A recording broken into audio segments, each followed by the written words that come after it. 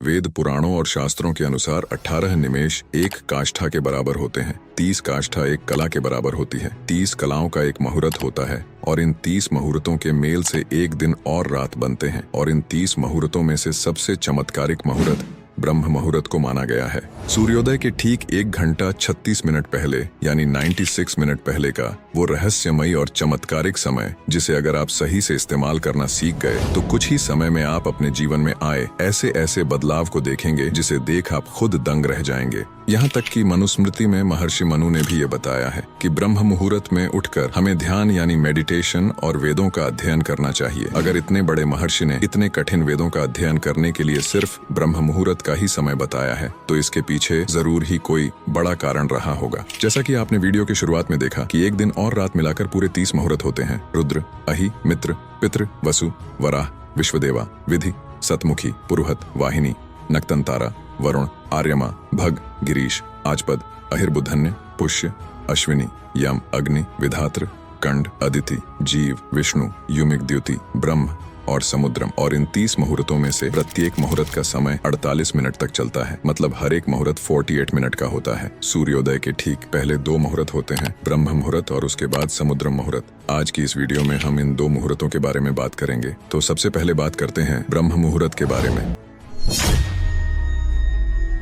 ब्रह्म मुहूर्त यानी कि ब्रह्मांड का समय या फिर कहें ब्रह्मा का समय। इस समय पूरे यूनिवर्स में ऐसी रहस्यमयी और चमत्कारिक शक्ति मौजूद होती है जिसको आप अपनी तरह से यूज करके इस पूरे ब्रह्मांड से कुछ भी पा सकते हो। कई लोग इतने में ही मोटिवेट होकर प्लानिंग बना लेते हैं कि कल से ब्रह्म मुहूर्त में उठना है और उस समय को अच्छे कामों के लिए यूटिलाइज करना है। लेकिन मैं आपको बता दूं कि ब्रह्म मुहूर्त जितना आपके लिए अच्छा है उससे कहीं ज्यादा ये आपके लिए खतरनाक साबित हो सकता है। इसके बारे में हम आगे बात करेंगे। सूर्योदय से ठीक 96 मिनट पहले ब्रह्म मुहूर्त की स्टार्टिंग होती है।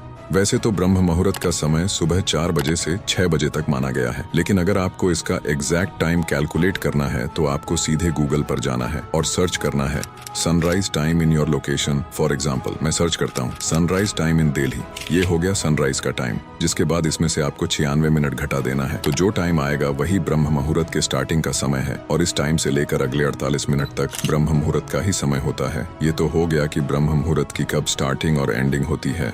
तो चलिए अब जानते हैं कि ऐसी कौन सी चीज है जो 30 मुहूर्तों में से ब्रह्म मुहूर्त को इतना पावरफुल बनाती है। Number 1, law of attraction. जिस तरीके से हम और हमारा ब्रेन एक दूसरे से इंटरकनेक्टेड है, उसी तरह से हम और हमारा रहस्यमयी ब्रह्मांड एक दूसरे से जुड़े हुए हैं। अगर आप प्राकृतिक नियमों के अनुसार चलोगे तो ये ब्रह्मांड आपको वो हर एक चीज देगा जो आप चाहोगे। अगर आप ब्रह्म मुहूर्त के समय अपने कोई भी थॉट या फिर विचार ब्रह्मांड को दोगे तो ये ब्रह्मांड उस थॉट को आपके रियल लाइफ में मैनिफेस्ट करने के लिए उतना ही कम समय लेगा। दरअसल ब्रह्म मुहूर्त के समय सब लोग सोए हुए होते हैं और इस समय ब्रह्मांड में ना के बराबर विचार होते हैं। अगर आप ब्रह्म मुहूर्त में उठकर अपना कोई भी थॉट या विचार इस ब्रह्मांड तक पहुंचाएंगे तो ये ब्रह्मांड आपके रियल लाइफ में उस थॉट को उतनी ही जल्दी लाएगा।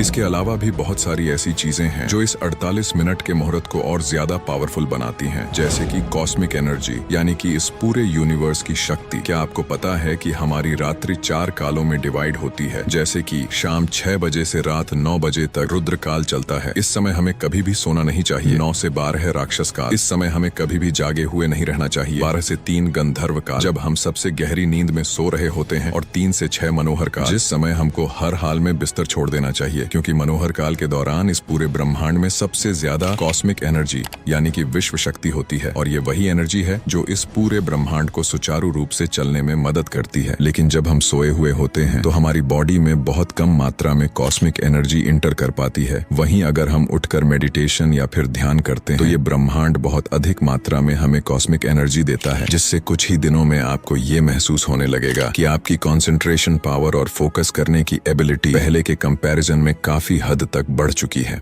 Number 3, powerful energy. हमारी बॉडी में टोटल 72,000 नाड़ियां होती हैं, पर इनमें से इम्पोर्टेंट नाड़ी है इडा, पिंगला और सुषुम्ना नाड़ी, और एक सामान्य मनुष्य में सिर्फ इड़ा नाड़ी और पिंगला नाड़ी ही एक्टिवेट होती हैं। सबसे पहले आप अपनी उंगली लेकर नाक के नीचे रखिए और देखिए कि किस नॉस्ट्रिल से आप सांस ज्यादा छोड़ रहे हैं। 99% से भी ज्यादा लोग अपने किसी एक नॉस्ट्रिल से सांस ज्यादा छोड़ रहे हैं, या तो लेफ्ट या फिर राइट। बहुत कम टाइम ऐसा होता है कि जिसमें आपके दोनों नॉस्ट्रिल एक्टिवेट होते हैं, लेकिन ब्रह्म मुहूर्त के दौरान आपकी दोनों इड्डा और पिंगला दोनों नाड़ी एक्टिवेट हो जाती हैं, और ये हमारी कुंडलिनीय शक्ति को जागृत करने के लिए इम्पोर्टेंट रोल प्ले करती है। और जब आप ब्रह्म मुहूर्त में उठकर मेडिटेशन यानी कि ध्यान करते हैं तो आपकी सुषुम्ना नाड़ी भी एक्टिवेट हो जाती है, जिससे आपका मन धीरे धीरे आपके कंट्रोल में आना शुरू हो जाता है। यही वजह है कि साधु, महात्मा या फिर योगी ब्रह्म मुहूर्त में ही उठकर ध्यान करते हैं। कुछ धार्मिक मान्यताओं के अनुसार ब्रह्म मुहूर्त को भगवान का समय भी कहा गया है, यानी कि इस समय सारे देवी देवता पृथ्वी पर भ्रमण करते हैं। तो चलिए अब जानते हैं कि आखिर ब्रह्म मुहूर्त में उठकर हमें कौन सी चीजें करनी चाहिए और कौन सी नहीं। अगर आप ब्रह्म मुहूर्त में उठ जाते हो तो आप इस समय सबसे पहले फ्रेश होकर ध्यान यानी कि मेडिटेशन कर सकते हैं, या फिर कोई भी स्पिरिचुअल चीजें कर सकते हैं। और अगर आप एक स्टूडेंट हैं तो ब्रह्म मुहूर्त के दौरान आप स्टडी भी कर सकते हो। ये एक ऐसा समय है जो आपको अपने बारे में बताता है, आपको अपने बारे में जानने का मौका मिलता है। इस समय का उपयोग करके आप अपने आप को और ज्यादा डेवलप कर सकते हो, लेकिन आपको कभी भी ब्रह्म मुहूर्त में उठकर नेगेटिव थिंकिंग नहीं करनी चाहिए। इस समय आप ब्रेकफास्ट ना करें या फिर आपको किसी से भी झगड़ा नहीं करना चाहिए। ऐसा करने से ये ब्रह्म मुहूर्त ना रहकर आपके लिए काफी ज्यादा खतरनाक साबित हो सकता है। दरअसल अगर आप ये सब एक्टिविटी करते हैं तो आपका सबकॉन्शियस माइंड आपके कंट्रोल से दूर होता जाता है, जिसके कारण आपकी लाइफ में बहुत सारी प्रॉब्लम्स आ सकती हैं। तो चलिए अब बात करते हैं समुद्रम मुहूर्त के बारे में। ब्रह्म मुहूर्त के ठीक बाद में आता है समुद्रम मुहूर्त। इस मुहूर्त में आप किसी भी काम के बारे में या फिर किसी भी चीज के बारे में प्लानिंग कर सकते हैं, क्योंकि समुद्रम मुहूर्त के दौरान आपके ब्रेन की सोचने और समझने की शक्ति बढ़ जाती है, जिससे आप अपने लिए या अपने फ्यूचर के लिए सही डिसीजन ले सकते हैं।